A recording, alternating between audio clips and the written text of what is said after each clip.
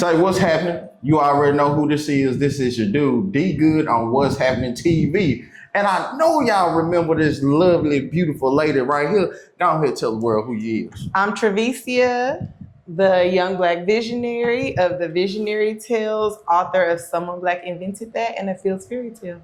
Okay. Last time, so I think it was like roughly October, November when we did. That's a good question. Somewhere around there. I think it was like November. I think it was like October, November, but one of the months. It was. One of the months. It was. You was telling the people what you was doing. Mm-hmm. So I saw on Instagram you came out with your cartoon. Tell us about it. Yes, I did. So at that time, if you remember, part of the interview, we were going back and forth about me being a rookie. Okay, yeah, I remember. So I was just starting to really gain my footing in it. It is a cartoon. It's called The Visionary Tales. It's Black history, so there'll be songs for kids. So I came out with my first song to my first book as well. Someone Black Invented That was my first book. So I made a song to be its counterpart. Someone Black Invented That, the song. So what type of hiccups that you ran or encountered doing making this song? It's a year and a half of hiccups. Hey, let the world know what's going on. Talk to us. It was a lot. There were a lot of hiccups. First off, in starting it, just because I love music and I can rhyme don't mean I know how to rap or know what's going on so trying to learn rapping, the systems, how to record myself at home, how to find a producer. I knew the spaces because I love music so much. I used to go to beat battles and such. So I knew the spaces I could find producers, but I just didn't know what I didn't know. So I was going into a super foreign land. So the first issue is me being a rookie. And then the second is just hiccups of you working with people and being new at it. Why you keep on saying rookie? A rookie. Why, please let us know. Because there are, and I respect people who do things. There are a lot of people who have been into music, who have been doing this since they were children. Okay. Whether it's on the keys, on the drum, they really know music. People play instruments. People have been rapping, writing, singing since so long ago. A lot of people have been at this for 20, 30 years. Okay. So me coming onto the scene now, I know a lot of rappers who love and respect me because they know I love and respect music. Okay. But that doesn't mean that I'm not new to this. I'm new to this. There's nothing you can do to escape being new to something, and that's okay. Okay. I don't want to take us down on rabbit hole, but you know me, I always ask the challenging question. Okay. Just because you new to it, that don't necessarily mean you don't have an impact of coming into that space. Of course. And I think sometimes we belittle ourselves or take away from ourselves because of the fact that we feel like, oh, this person been doing this longer. So if this person's been doing this longer, I won't be able to step in. Have you ever had to overcome that? Yes, of course. That's kind of like just an imposter syndrome type of thing, So a rookie could come in the game and put up 30 points, So me being a rookie doesn't mean that I'm not good. It just means I'm acknowledging the space that I'm in and it's new, no matter what. Like I said, you can put up 30 points. That doesn't make this is still your rookie year. Yeah, so I'm still a rookie, and not only do I want to respect the people who have been doing it, but I want to show up as a rookie so that people know you can still do it as a rookie. Okay, that's true. Okay. You got you.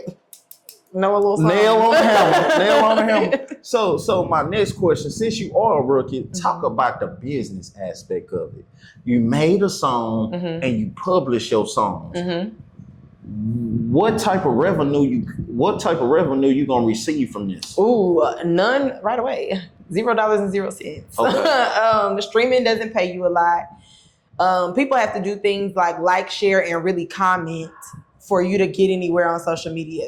So you see something, you put down 2 fire emojis. Actually, not helping me, friend. Love y'all, but it's not helping. You need to write full sentences. You need to share the content for it to actually get further. Right now, there's not a way for me to make real money.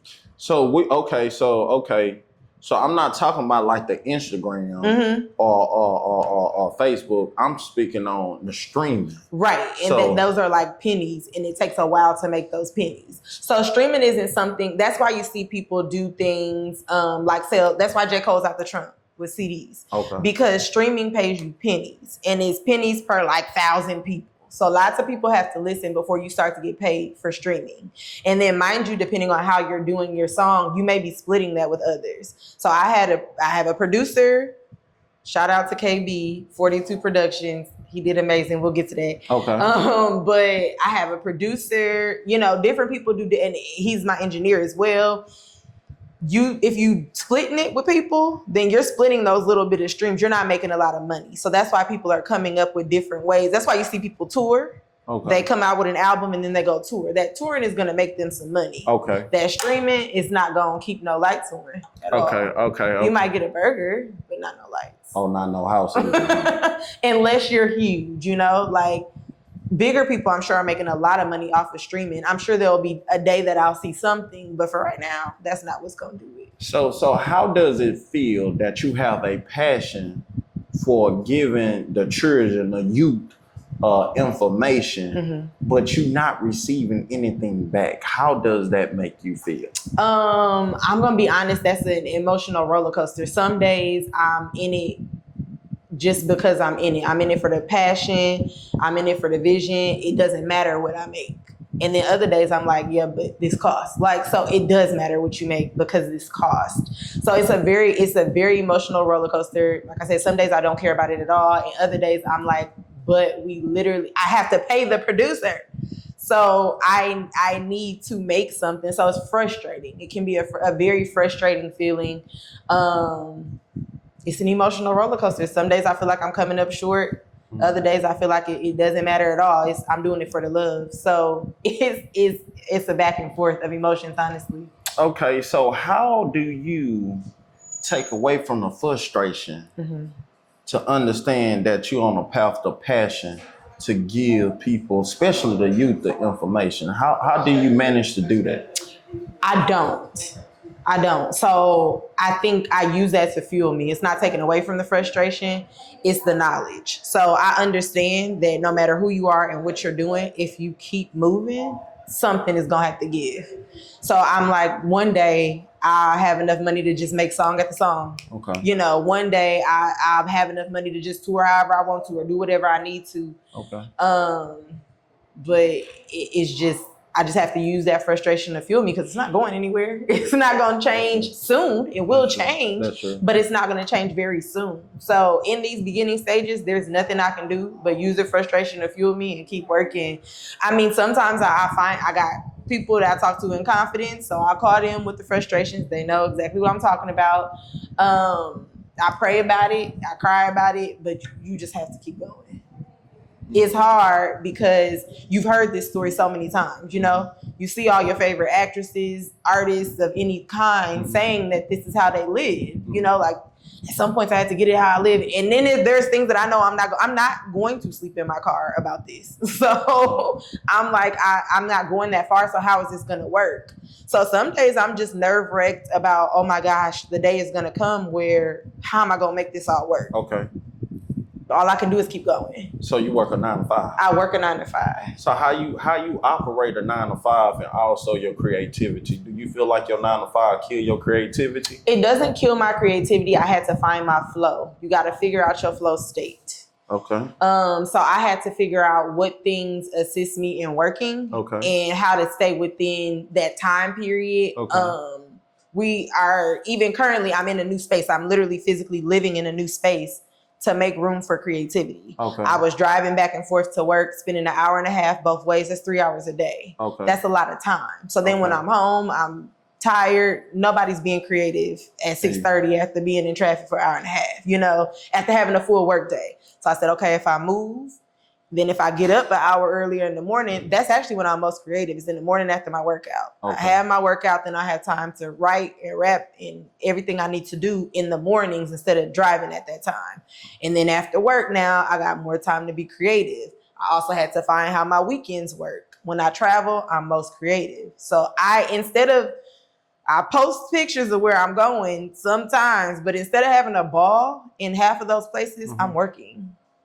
And the people who are with me know that. My mom literally gives me space to like, I apologize, but she's like, girl, this is what you're supposed to be doing. So I just went to Costa Rica. I was editing, I was writing, I wasn't really all the way Costa Rican. Okay. I was doing my things because it's how I'm most creative. So I had to find my spaces of creativity and use them all. So by you traveling, especially to overseas or internationally, how does that help you being productive within your creativity style? Ooh, that's a good question. It helps talk to me. so much. This is actually one of my biggest things, and I know it probably, to a person who doesn't understand it, it may feel ridiculous. Okay. But sometimes as soon as I cross over into somebody else's soil, my eyes just open. It doesn't even have to be international. You know, I'm in Texas. It's pretty flat here. So I could cross into California. No, it's flat there too. California, Nevada, you know, like go somewhere like that. And as soon as I see mountains, I'm like, whoo, my brain just opens. Okay. It just does. I could sit at a coffee shop and look at the mountains and I feel more creative. Okay. So it's just a different space. It also helps my nervous system. So no matter what I do, I pay bills in Texas. Yeah. This is a very serious life here. So I got you. I can go to coffee shops. I can, you know, hang out. I can do things and try and get myself more creative. And it does work at times. But then there's also times where I'm just like, I just feel like I got to work tomorrow. And I can feel it in my body and it's restricting. But when I leave, I'm like, what's restricting? Having to do things and be busy. And so if I'm in spaces where I'm near work, I'm thinking of work sometimes, you know. You get that Sunday feel sometimes. It's Sunday night and you know you got to go to work tomorrow. And it's like no matter what you do Sunday at 6 p.m., you just feel it in your belly. You're like, but I got to work in the morning. Yeah. Even if you're trying to like, but it's still the weekend, I'm a chill. You can't chill too hard because you know you got to work. And sometimes being even within Texas, I have that feeling that it's like, oh, it's so hard to be creative because all of this stuff is business and work and all of that to me. It feels like home. It feels like work. It feels like all of the